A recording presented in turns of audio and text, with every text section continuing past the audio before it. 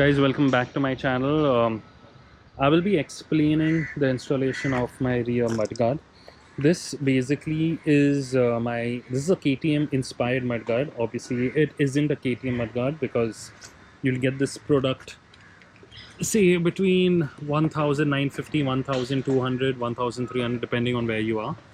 It's a very sleek model. You get it in red, black and white. Obviously white since it goes with the rest of the bike. That's why I installed it.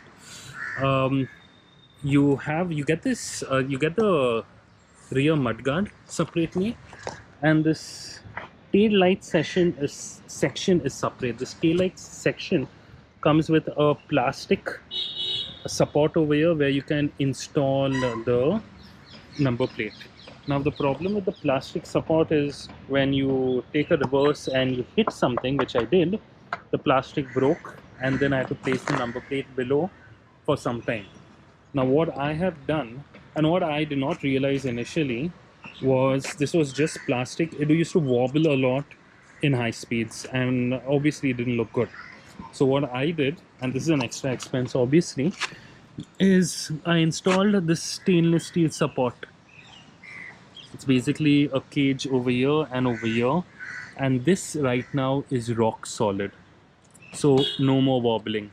What I also did is I installed a bracket over here, so this is rock solid as well, so no more wobbling either. So this is all R&D that I've done, but yes, I've also installed these LED turn signals.